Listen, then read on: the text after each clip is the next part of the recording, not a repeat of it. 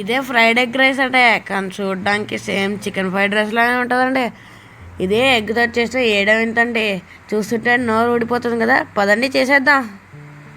ఇప్పుడు ఒక గిన్నె తీసుకొని ఒక హాఫ్ టీ స్పూన్ ఉప్పు, హాఫ్ టీ స్పూన్ పసుపు, హాఫ్ టీ స్పూన్ మిరియాల పొడి వేసి కొంచెం వాటర్ పోసుకొని మిక్స్ చేసుకోండి. బాగా కలుపుకున్నాక 4 గుడ్లు కొట్టుకొని ఈ మిశ్రమాన్ని బాగా అన్నీ కలిసేటట్టు కలుపుకోండి.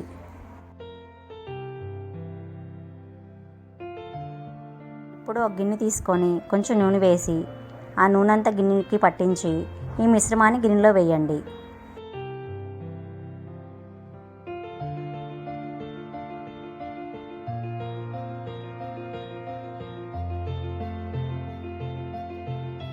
ఇప్పుడు ఈ మిశ్రమాన్ని స్టవ్ మీద సిమ్లో 5 మినిట్స్ పెట్టి మూత పెట్టి ఉడకనివ్వండి.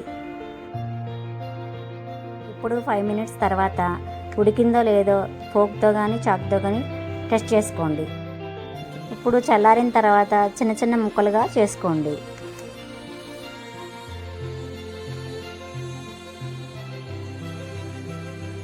ఇప్పుడు ఒక గిన్నె తీసుకొని దాంట్లో ఈ ముక్కలన్నీ వేసి రుచికి తగినంత ఉప్పు, రుచికి తగినంత కారం, రుచికి తగినంత గరం మసాలా, 2 టీ స్పూన్ల కార్న్ ఫ్లోర్ వేసుకొని కొంచెం వాటర్ పోసుకొని మిక్స్ చేసుకోండి. బాగా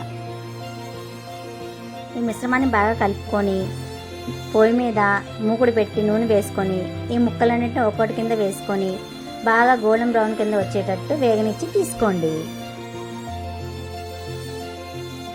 ఇప్పుడు ఒక గిన్నె తీసుకొని 2 టీ స్పూన్ నూనె పోసి వేడి చేయండి.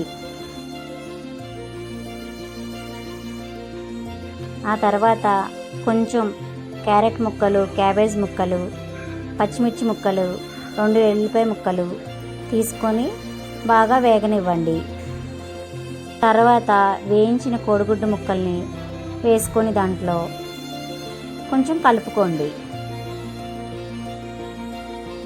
కలుపుకున్న తర్వాత ఉడికించిన అన్నాన్ని అందులో వేసుకోండి. అంత కారం, రుచికి తగినంత ఉప్పు, రుచికి తగినంత మిరియాల పొడి వేసుకొని ఇప్పుడు 1 స్పూన్ టమాటా sauce, 1 spoon soya sauce, 1 spoon vinegar వేసుకొని మంచిగా కలిసేటట్టు అన్నీ కలుపుకోండి. కలుపుకున్నాక మంచిగా కొత్తిమీర వేసుకోండి. కొత్తిమీర వేసుకొని ప్లేట్లకు సర్వ్ చేసుకోండి. సర్వ్ చేసుకున్నాక ఈ ఎగ్ ఫ్రైడ్ రైస్ని మీరు మీ ఫ్యామిలీ మెంబర్స్తో ఎంజాయ్ చేయండి.